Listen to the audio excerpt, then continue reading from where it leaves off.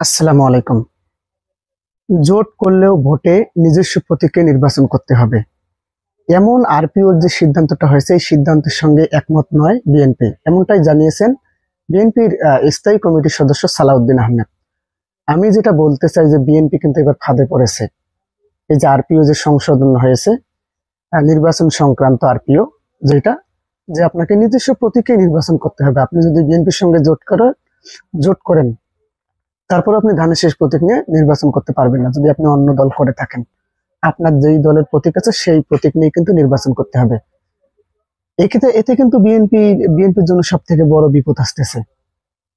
এর আগে আমি বিশ্লেষণ করেছি যে কেন বিএনপি এতে বিপদে পড়বে, আর সব থেকে বড় সুবিধাটা পাবে কিন্তু জামাত। এমনকি এই আরপিও সংশোধন যদি ইতিমধ্যে তো এটা পাশ হয়েছে, এইটা যদি থাকে, এটা যদি বহাল থাকে, তাহলে আপনি নিশ্চিতভাবে ধরে নিতে পারেন বিএনপি যে আসনগুলোতে জোট জোট সঙ্গীদের আসন ছেড়ে দেবে, যেমন এনসিপি নেতাদের আসন ছেড়ে দেওয়ার কথা, ববি হাজজাত, তারপরে এই যে আমজনতা তারেক রহমান, এই যে এগুলো আছে না, আমজনতা পার্টি, এদেরকে যদি বিএনপি আসন ছেড়ে দেয়, সবগুলো আসনে কিন্তু আহ জামাত জয়লাভ করবে। আমি আমার আগের ভিডিওতে বিশ্লেষণে বলেছি যে বিএনপি যে দলীয় যে নেতারা আছে, তারা কিন্তু স্বতন্ত্র থেকে দাঁড়াবে এবং জোটগতভাবে যাদের দেওয়া হবে, ফলে দেখা যাবে যে বিএনপি দুই ভাগে বিভক্ত হবে। বিএনপির ভোটটা এক ভাগ যারা খুবই বিএনপির প্রতি শ্রদ্ধাশীল, বিএনপি যেহেতু জোট হিসেবে অন্য দলকে দিয়েছে ওই আসন ছেড়ে, তারা কিন্তু ওনাকে ভোট দেবে। আর এক দল যারা আছে শুধুমাত্র বিএনপির, বেশিরভাগই কিন্তু এই নেতারা দলীয় নেতাদের কিন্তু ভোট দেবে। তো এক্ষেত্রে দেখা যাবে যে বিএনপি দুইটা ভোট দুই ভাগে বিভক্ত হচ্ছে, কিন্তু মাঝখান থেকে সুবিধাটা কিন্তু বাংলাদেশ জামাত ইসলামী পাবে। ফাঁকা ফিল্ডে যাকে বলে একেবারে গোল দেওয়া। তো এই ধারণা থেকে আমি যেটা বলতে চাই, বিএনপি কিন্তু এবার ফাঁদে পড়েছে। এবং বিএনপির স্থায়ী কমিটির সদস্য সালাউদ্দিন আহমেদ বলেছেন যে আমরা এই বিষয়ের সঙ্গে একমত নই। কেননা বাংলাদেশে প্রয়োজন বহুদলীয়, যাতে সংসদে যায় বহুদলীয় গণত্ববাদ, মানে বহুদলীয় লোক যাতে সংসদে যায়, এই জন্যই এর সঙ্গে একমত নয় বিএনপি। তবে মজার ব্যাপার হইতেছে, বহুদলীয় লোক বা দল যদি সংসদে যায়, এর জন্য প্রয়োজন কিন্তু পিয়ার পদ্ধতি। কিন্তু পিয়ার পদ্ধতি কিন্তু বিএনপি মেনে নেবে না, বিএনপি মানতেছে না, বিএনপি মানতে রাজি নয়। অথচ সালাউদ্দিন আহমেদ বলতেছেন যে এই যে আরপিও সংশোধন এতে হয়েছে, এর সঙ্গে আমরা একমত নই, কেননা এতে বহুদলীয় আহ বহু দলের প্রার্থীরা সংসদে যেতে পারবে না। ওই যে বললাম যে বিএনপির বিদ্রোহী প্রার্থীরাও কিন্তু নির্বাচন করবে এবং জোট সঙ্গীরাও নির্বাচন করবে। তাহলে একদল বিএনপির বিদ্রোহী প্রার্থীকে ভোট দেবে, তাদের যেহেতু নেতা, আর একদল তাদের জোট সঙ্গীকে ভোট দেবে। আর এখানেই সমস্যাটা তৈরি হবে। এখানেই সমস্যাটা হবে, দেখবেন সবগুলো আসনে কিন্তু জামাত জয়লাভ করবে। যদি 50টা আসন ছেড়ে দেয়, বা এনসিপিকেই তো 20 থেকে 40টা আসন ছেড়ে দেওয়ার কথা, যদি 50টা আসন জোট সঙ্গীদের জন্য ছেড়ে দেয়, তাহলে কিন্তু 50টা আসনে কিন্তু দেখবেন জামাত জয়লাভ করবে।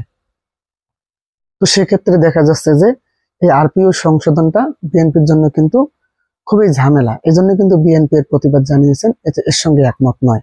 তারা ধোঁকা দেওয়ার জন্য বলেছেন যে বহুত্ববাদ, মানে বহুদলীয় লোকরা সংসদে যেতে পারবে না। তবে মজার ব্যাপার, সংসদে বহুদলীয় লোক যেতে পিয়ার প্রয়োজন কিন্তু। যাই হোক, এখন বিএনপির স্থায়ী কমিটির সদস্য সালাউদ্দিন আহমেদ বলেছেন যে নভেম্বরেই দেশে ফিরবেন তারেক রহমান। আমি এই বিষয়টা নিয়ে একটু আপনাদেরকে পরিষ্কার ভাবে বলতে চাই যে তারেক রহমান তো আমরা শেখ হাসিনা পালানোর পর পরে শুনতে পারতেছি যে তারেক রহমান দেশে আসছেন, তারেক রহমান দেশে আসছেন, অমুক সপ্তাহে আসছেন, তমুক সপ্তাহে আসছেন, অমুক মাসের প্রথম দিনে আসছেন, অমুক মাসের শেষে আসতেছেন। আমরা কিন্তু অনেক বক্তব্য এই পর্যন্ত শুনে নিয়েছি বিএনপির, কিন্তু আসলে তারেক রহমান কিন্তু আসে নাই। তবে এবার আসলেই তারেক রহমান দেশে আসবেন নভেম্বরের মাসেই। সেটা কেন? আপনারা অনেকে হয়তো বলতেছেন যে তারেক রহমান দেশে আসবেন না, ওনার ভয় আছে একেবারে প্রধানমন্ত্রী হয়ে দেশে আসবেন। কিন্তু না, এবার কিন্তু আসতে বাধ্য তারেক রহমান ভয়েই দেশে আসবেন। সেটা কেন জানেন? এই যে আরপিও একটা সংশোধন হয়েছে, এই আরপিওর কারণে কিন্তু বিএনপি এবার ফেসে যাচ্ছে। সেখানে বলা হয়েছে বিদেশি পলাতক কোনো ব্যক্তি নির্বাচনে প্রার্থী হতে পারবে না। তো সেক্ষেত্রে আমরা জানি বিএনপির ভারপ্রাপ্ত চেয়ারম্যান জনাব তারেক রহমান, উনিও কিন্তু বিদেশি পলাতক। উনি বাংলাদেশে আর প্রার্থী হতে পারবেন না যদি দেশে না আসেন। অনেকেই ধারণা করে বলে যে উনি প্রধানমন্ত্রী হয়ে দেশে আসবেন। হ্যাঁ, এটা আমিও বুঝেছিলাম যে উনি প্রধানমন্ত্রী হয়ে দেশে আসবেন, কিন্তু এই আরপিও সংশোধনের মাধ্যমে এইটা পরিষ্কার হয়ে গেল যে ওনাকে দেশে আসতেই হবে নভেম্বরে, নভেম্বরে বলেন বা ডিসেম্বরে বলেন, ওনাকে দেশে আসতেই হবে। কেননা দেশে আসতে তিনি না পারলে তিনি নির্বাচন করতে পারবেন না। সেক্ষেত্রে নভেম্বরে যে সালাউদ্দিন আহমেদ যেটা বলেছেন যে নভেম্বরের মধ্যেই দেশে ফিরবেন তারেক রহমান, এটা 100% শিওর থাকেন। নভেম্বরের মধ্যেই দেশে ফিরবেন তারেক রহমান। তবে বিএনপির যে ভোটগুলো আছে, এই যে এই আরপিও সংশোধনের মাধ্যমে এই ভোটগুলো কিন্তু দুই ভাগ হয়ে বিভক্ত হবে, আর বাংলাদেশ জামাত ইসলামী কিন্তু ক্ষমতায় যাবে যদি এটা থাকে। এবং বিএনপি যদি তাদের দলীয় নেতা কর্মীদের কন্ট্রোল করতে পারে না। 18 সালেই তো কন্ট্রোল করতে পারেনি, 18 সালে।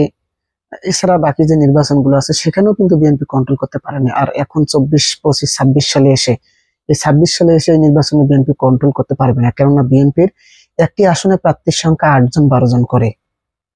তো এটা কখনোই সম্ভব না, বিএনপি কখনোই তাদের প্রার্থীদের কন্ট্রোল করতে পারবেন না।